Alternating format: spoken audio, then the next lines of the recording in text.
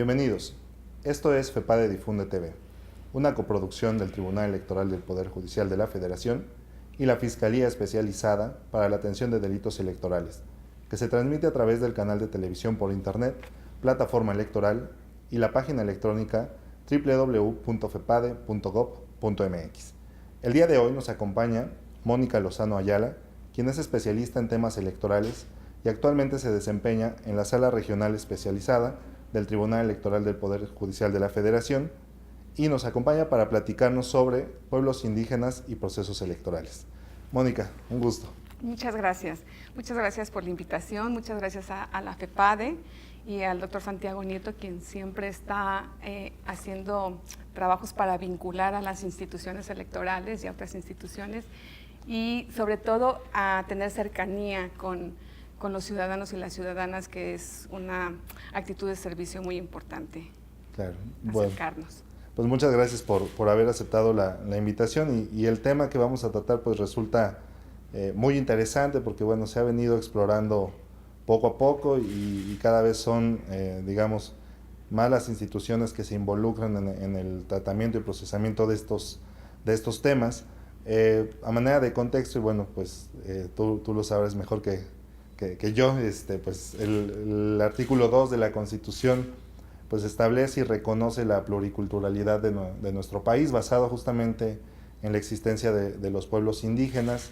Se habla de la libre determinación de ellos, de su organización interna, y esto a su vez se replica en la legislación electoral, ¿no? que resulta muy importante. Sin embargo, desde tu perspectiva, ¿cómo es que coexiste este derecho indígena dentro del sistema jurídico mexicano? Sí, efectivamente es un tema muy novedoso. No debería de serlo, pero es muy novedoso. Claro. Y es un tema apasionante. Pero sí, si nos vamos a los antecedentes, es hasta 1992, imagínate, después de 500 años o más de 500 años de la colonización, que sea hasta 1992 donde se incluye una composición multicultural en la Constitución, en aquel entonces en el artículo 4, y después de eso, en 1994, ocurre un evento a nivel nacional que nos sorprendió muchísimo, que fue el levantamiento armado de un grupo de indígenas, el ZLN, que se levantan como protesta por la incorporación del Tratado de Libre Comercio en nuestro país y darse cuenta desde su concepción que estaban excluidos del proyecto nacional. Entonces eso es muy reciente, ¿no? 1992. Y en el 2001, después de todos de estas pláticas y de todo lo que fue surgiendo después de este movimiento, se reforma el artículo 2 y entonces se reconoce esta libre determinación y autonomía de los pueblos indígenas. Pero si lo vemos con ojos críticos, es una reforma muy reciente. Entonces, la construcción ha sido rápida después de todo esto. Está todavía en construcción, en mi opinión, pero muy tardía para mi gusto, ¿no? Sí. Y yo creo que para el común denominador. Y bueno, después de esta reforma, que es muy importante, en el 2011 tenemos la reforma del artículo 1, que bueno, aunque no parece que tuviera una relación muy estrecha con el tema de derechos indígenas, sí lo tiene, porque es ahí donde se abre la maximización de la protección de los derechos humanos como obligación del operador jurídico, del legislador, de todas las autoridades, estar al pendiente de maximizar en lo posible la protección de los derechos humanos. Por supuesto que impacta en el tratamiento de nuestras comunidades, ¿no? Claro. Y de nuestros pueblos indígenas, y de cómo el Estado está de alguna manera coexistiendo y conviviendo con este sistema. A mí me parece muy importante, muy relevante, una tesis que pronunció el Tribunal Electoral, la Sala Superior del Tribunal Electoral, que es la tesis 52 del 2016, también muy reciente, o sea, estamos hablando de hace un año, en donde establece que el sistema jurídico mexicano se compone por dos derechos, digámoslo de alguna manera, ¿no? El derecho indígena y el sistema formal, el sistema jurídico formal, el que se lleva a cabo a través de un procedimiento legislativo. El formal, el que conocemos normalmente en esta parte, vamos a llamarle occidental sí, claro, de nuestro sistema jurídico, ¿no? Y dice que conviven y coexisten, así lo dice la tesis, en el mismo nivel, de una manera de cooperación y coordinación, pero tienen para la tesis tiene un mismo nivel jerárquico, ¿no? Claro. Entonces, pues es un gran desafío, porque como sabemos, nuestro sistema jurídico tiene un origen liberal, en donde la protección de los derechos individuales está por encima de todo. Es un derecho, le llaman algunos autores del yo individual, y el derecho indígena es comunitario. Claro. Es un derecho que se concibe a través de la comunalidad. Dicen los mismos autores, del nosotros y la comunidad, o sea, no es individual. Entonces, ahí encontramos muchas figuras que pareciera que se contraponen con nuestro entendimiento del derecho y de cómo proteger los derechos individuales y colectivos, ¿no? de alguna forma. Y el derecho indígena, fíjate, o sea, lo que dice la tesis también, que es muy, muy interesante. Cuando nosotros estudiamos en la Facultad de Derecho, los usos y costumbres eran concebidos como fuentes subsidiarias del derecho, ¿no? Y esta tesis dice, no, para el derecho indígena, los usos y costumbres son el derecho mismo.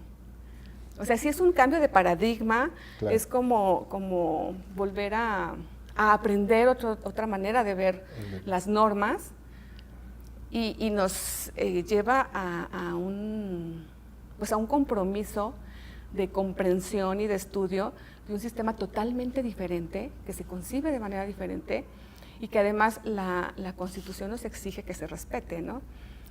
Y bueno, también tenemos la complejidad de que son los usos y costumbres, y su derecho normalmente no está escrito. Ellos, en las comunidades indígenas se da mucho valor a la palabra, ¿no? Al sistema oral, a los compromisos orales. Entonces, muchas de la manera en que ellos se organizan y conviven no está escrito. Y cuando hay que revisar, es muy complejo, porque además hay tantas comunidades diferentes, o sea, es un mundo de comunidades, y todas tienen sistemas democráticos diferentes, tienen ciertas variaciones, aunque haya algunos comunes denominadores. Y es indispensable para el operador jurídico tener el conocimiento de lo que sucede en ese momento cuando hay algún conflicto y que tiene que resolver, porque también lo marca nuestro orden normativo, y tomar una decisión precisa, una decisión que lleve a resolver el conflicto y no a radicalizarlo por desconocimiento. Sí, lo que se busca es armonizar. Exacto, ¿no? Se busca armonizar, proteger, por supuesto, porque es una obligación del Estado, pero es muy sutil el momento en que a lo mejor ya no hay protección, sino algún tipo de intervención, ¿no? Y puede causar un conflicto mayor. Entonces, yo veo en este tema un compromiso de las instituciones que van en ese sentido, como lo dijimos al principio, que se está construyendo de una manera muy rápida. Han pasado muchas cosas en estos últimos años, al menos en el Tribunal Electoral, que está muy, muy al pendiente y muy, muy interesado en estos temas, que se ha percatado de la deuda social que hemos tenido como mexicanos en estos grupos, Y además que también estudiando y conociendo nos damos cuenta que tienen claves muy valiosas para aprender, claro, para regresar nuestros ojos hacia una manera diferente de organización y de alguna manera una manera de vivir dentro de la sociedad diferente, porque hay otro tema ahí que me gustaría tocar. Los sistemas democráticos en las comunidades indígenas están basadas en el servicio y en la cooperación, lo que hablábamos al principio, ¿no? En el sentido de comunalidad. Entonces, los cargos públicos son derechos que van adquiriendo por méritos de servicio. Entonces, rompe todo nuestro paradigma, ¿no? Sí, el parámetro. Totalmente. O sea, el que sirve y va subiendo un escalafón en el servicio, porque hay un escalafón, el topil, que después se hace regidor, no sé, y que va demostrando que tiene esa capacidad de servicio, tiene derecho a tener cargos públicos.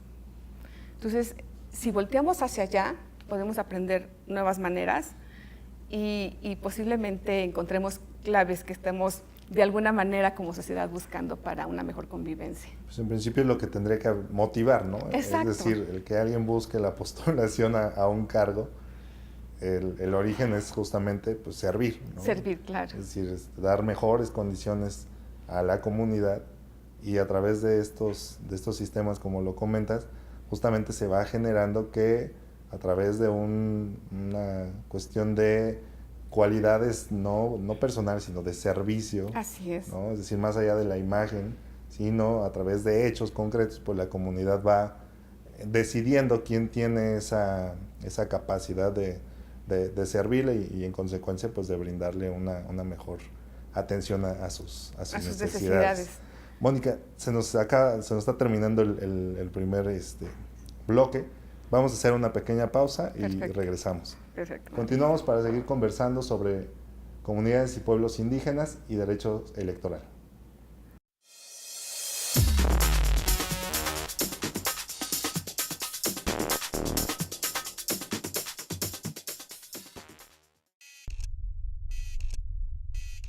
Estás a punto de ver uno de los delitos que más afecta a nuestro país.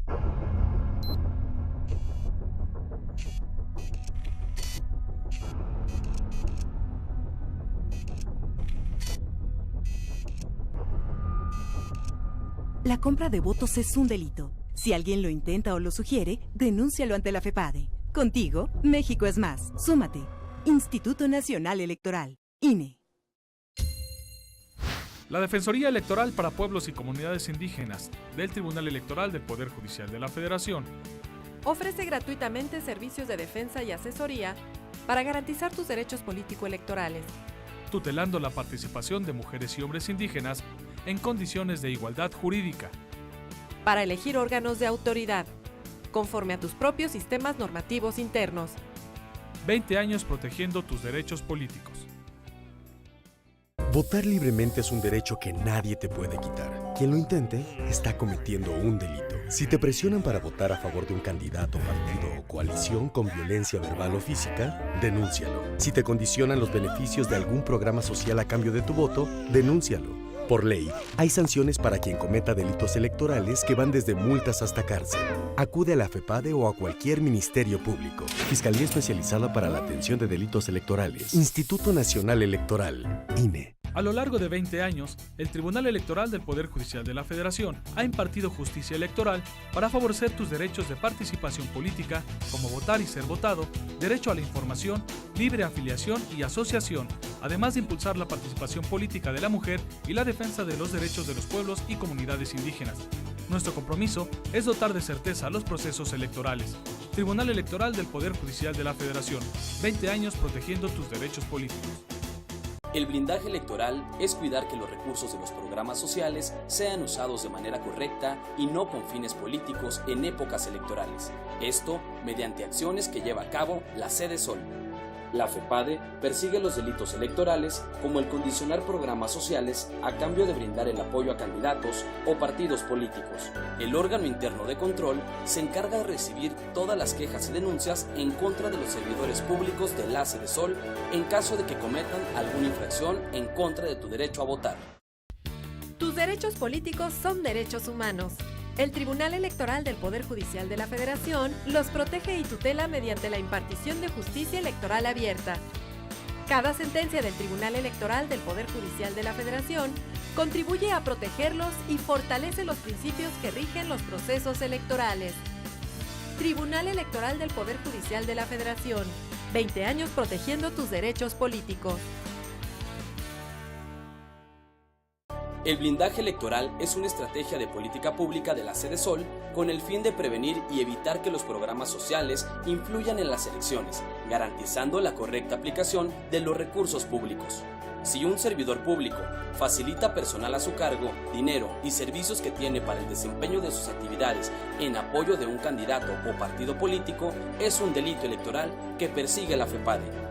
El órgano interno de control sanciona administrativamente toda irregularidad cometida por los servidores públicos de la Sedesol en materia electoral.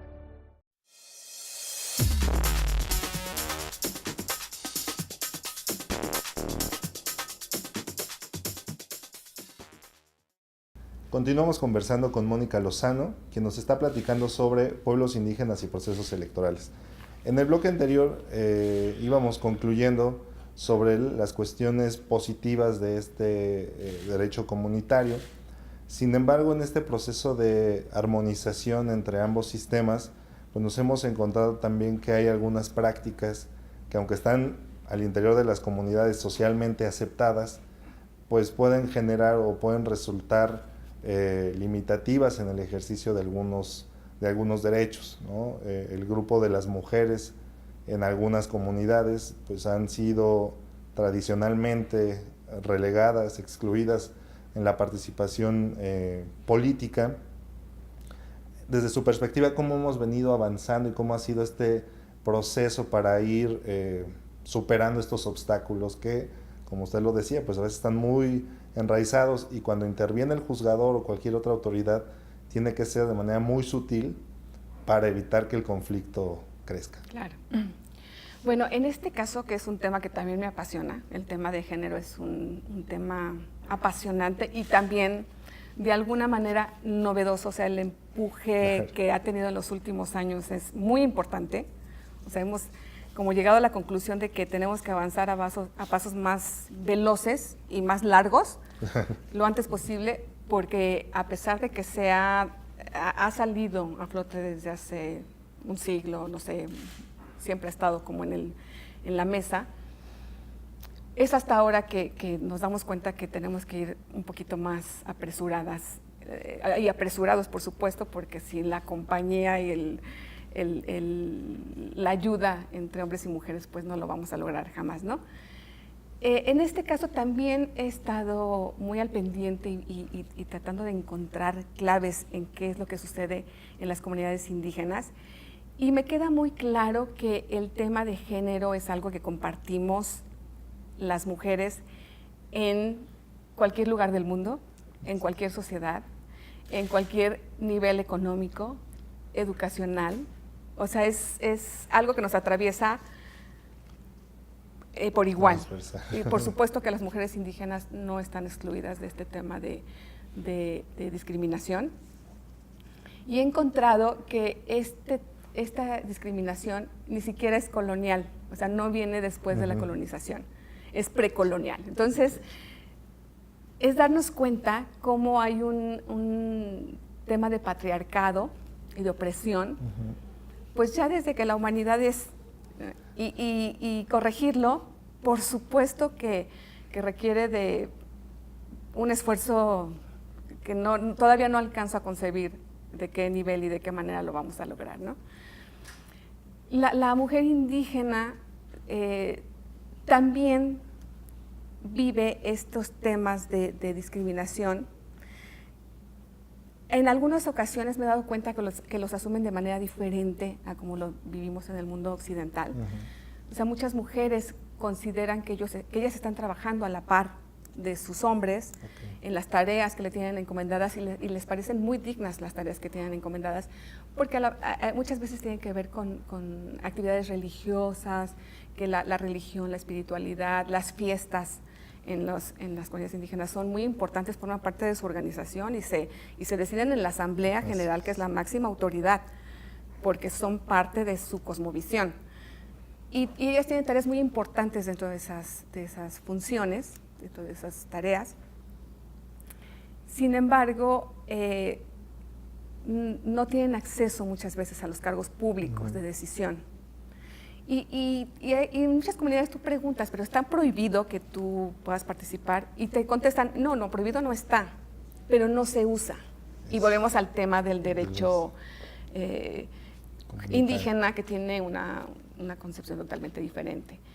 O muchas veces yo he tenido contacto con muchas mujeres y a veces les comento pues que podemos imaginar otras maneras de convivencia y pensar que podemos acceder a puestos, a cargos en donde podemos ayudar a nuestra comunidad con más decisión y más empuje. Y responden que de alguna manera ellas no ven las cosas como las vemos en el mundo occidental, ¿no? Entonces yo creo que en el fondo, igual que en cualquier situación, es un tema de que empecemos a imaginar nuevas maneras, a hacer cambios de conciencia, a hacer cambios de paradigma, a imaginarnos otra manera de convivencia, pero que tenemos que ir a la raíz del tema, que es la conciencia, ¿no? Y dejar nuestros aprendizajes que venimos heredando por siglos y nos, de alguna manera, moviendo hacia otras maneras de convivencia. Y lo tenemos que hacer. Las sentencias judiciales y las reformas legales, por supuesto que ponen el tema en el escritorio. Sí. Pero hasta ahora, en esta manera, en este mundo occidental, para volvernos a ubicar, nos hemos dado cuenta que no hemos avanzado mucho. O sea, ya están en la legislación la obligación de una paridad de género en los órganos legislativos. Sin embargo, hay poca participación. La mujer cuando participa recibe violencia política, ahora más que antes, porque ahora participa más que antes. Las mujeres tenemos todavía la carga doméstica arraigada. Entonces, la mujer va a la universidad, pero a la hora de incrustarse en el mundo laboral, pues, ¿qué hacemos con los hijos? En nuestra manera que hemos aprendido de convivencia, el hombre no entra al cuidado de los hijos de la familia, no participa de una manera equitativa. Entonces, mientras esta no suceda, tampoco la mujer puede incrustarse de una manera equitativa en el mundo laboral. Pero sucede tanto en el mundo occidental como en las comunidades indígenas. Las reformas a las leyes y los criterios de los tribunales, por supuesto que ponen en la mesa este debate, nos ayuda a socializarlo, a replantearlo, pero yo creo que será más importante el cambio de conciencia y ver la manera de permear este cambio, a lo mejor de una manera más doméstica, en la casa, en la educación, en la convivencia, en cursos, en talleres, porque hay cosas que a lo mejor no se te ocurren que pueden pasar. Claro, comenzar. Exacto, y hay mujeres que se impresionan cuando das algún curso de estos temas, Sí.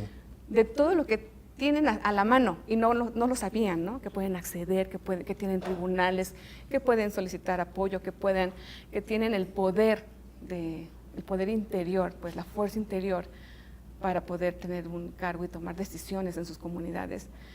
Porque también hay quien se sorprende de todo esto, ¿no? Claro, es necesario comenzar desde un nivel, digamos, muy básico, ¿no? Y después de ahí irles dotando de las herramientas, ¿no? Como dices, pues a veces saltamos directo a la resolución y se quiere que se materialice de forma casi automática. Exacto. Y que se dé de manera muy natural, y es justo ahí donde el conflicto, ¿no? comienza a acrecentarse. Ya lo hemos ¿no? visto. Hay casos. Lo comentabas, ¿no? Sí. Es decir, se ejerce más violencia política en contra de las mujeres ahorita porque tienen mayor participación. Así es. ¿no? Es decir, quizá antes no lo visibilizábamos tanto porque eran menos las mujeres que estaban empoderándose, que estaban intentando participar. Sin embargo, creo que sí se ha descuidado iniciar desde estos niveles básicos, ¿no? Es decir, incluso desde la educación de casa, para después poderlo llevar al ámbito político, que digamos es un ámbito de desarrollo, por decirlo así, un poco más complejo, ¿no? Totalmente. Si no iniciamos desde el núcleo, ¿no? Pues difícilmente logramos que se materialicen. Afortunadamente se han logrado, pero esto ha generado también una resistencia y un conflicto, ¿no? Que a veces ha derivado pues, en cuestiones un tanto graves. Totalmente. Y sobre todo que tenemos ejemplos en donde no se ha podido ejecutar una sentencia, una resolución del tribunal, porque en este contexto social no se ha resuelto el fondo, ¿no? Entonces, son estos temas límite, frontera, en donde hay que ser muy sensibles. El operador jurídico de hoy necesariamente tiene que ser muy sensible, muy abierto, muy estudioso, muy preocupado del conocimiento del contexto concreto, porque cada contexto es diferente. Y sobre todo en las comunidades indígenas, y tenemos tantas comunidades. Si tú vas a la Sierra de Oaxaca, se hace de noche y ves lucecitas aquí, allá, allá. Cada una es una comunidad. Y a veces están las comunidades una cerca de otra y no hablan el mismo zapoteco. Claro. Aunque sea zapoteco, tienen diferencias, y entonces entre ellos tampoco se entienden, ¿no? Tampoco pueden conversar. Sí, el tratamiento no puede ser igual, ¿no? Puede ser decir, igual. A veces por una cuestión quizá de practicidad se quiere meter en una clasificación a todas. Totalmente. Pero ya en la realidad uno se enfrenta justamente a temas quizá muy básicos como puede ser el sistema lingüístico, pero a otros mucho más complejos como la forma de organización, ¿no? Y entonces eso termina rompiendo. Mónica, el tiempo se nos está terminando, se ha ido muy rápido.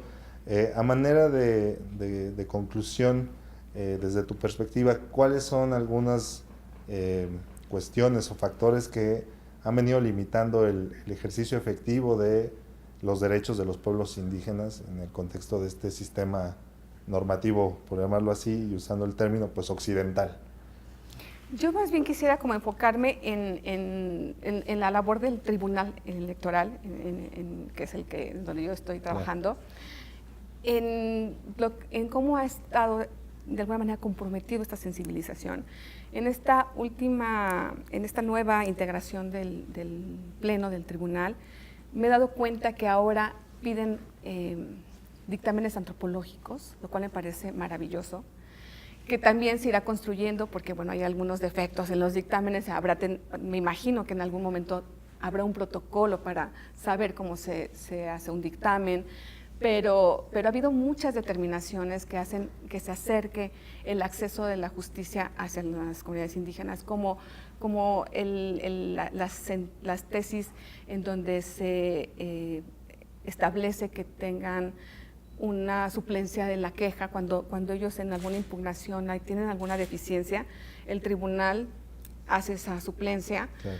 En ser más flexible con algunos requisitos, con los plazos, el tema de autodeterminación, el indígena puede decir que se considera indígena porque autoadscripción, ¿no? Exacto, ellos se autoadscriben y se les ha facilitado, se ha acercado. Tenemos a la Defensoría, la nueva Defensoría de Derechos Indígenas, que es un coadyuvante que también está haciendo un gran esfuerzo. Tenemos oficinas en Oaxaca, en Jalapa y en la Ciudad de México, en el sureste principalmente, porque hay más comunidades indígenas en el sureste, que actúan como defensores o como asesores, dependiendo en dónde está la cadena impugnativa, en donde los indígenas pueden acercarse para hacer valer una queja. Y creo que ha habido decisiones muy importantes como la de Chenaló en el 2011, que después de toda esta maximización que dijimos que de alguna manera había impactado, en donde una comunidad pide al tribunal pasar del sistema de partidos políticos, o sea, imagínate este cambio, ¿no?, a normativa interna. Tienen 6 años con mucho éxito en su sistema normativo interno y el tribunal les concedió este derecho, está en la Constitución, y protege sus derechos colectivos y sus derechos humanos. Entonces, creo que ha habido mucho interés, mucho avance, hay mucho que construir. El tribunal y las autoridades y en general la sociedad civil veo mucho compromiso para, de alguna manera, yo creo que dentro del corazón de todos tenemos deseos de igualdad y de justicia, y en eso creo, sí, ¿no? Como abogada, yo creo que por eso estudié Derecho, porque creo en que todos tenemos de alguna manera dentro de nosotros este deseo y nos permitirá una mejor convivencia. Claro. A todos nos beneficia siempre. Y a través de estas acciones se han venido materializando, ¿no? Es decir, exacto, venimos avanzando, quizá empezamos tarde, pero bueno, lo importante, lo relevante es que hemos empezado a dar pasos. Se me olvidó decir algo muy importante, también tienen derecho a que se traduzcan en sus lenguas las sentencias, a tener intérpretes, que es muy diferente a un traductor. Claro. El intérprete tiene que conocer la visión, porque las palabras tienen un contenido diferente en el mundo indígena que en el mundo occidental, son conceptos, sí, son conceptos completos, distinta. Connotación distinta, ¿no? No puede haber una traducción literal. Entonces tienen derecho a intérpretes, los paga el Estado, o sea, no es una carga para el ciudadano, la ciudadana. Entonces hay muchas cosas que se están afinando y que los criterios se están discutiendo. O sea, sí me doy cuenta que en las sesiones se discuten mucho porque hay que hacerlo. Claro. Hay que estudiarlo, hay que conocer para tomar una decisión, justamente que solucione un conflicto y no lo vaya a hacer más radical. Así es, debatir el tema y buscar justamente la maximización de estos derechos. Así es. Mónica, pues te agradezco mucho que nos hayas acompañado. Gracias a ustedes por habernos acompañado también. Nos vemos la próxima.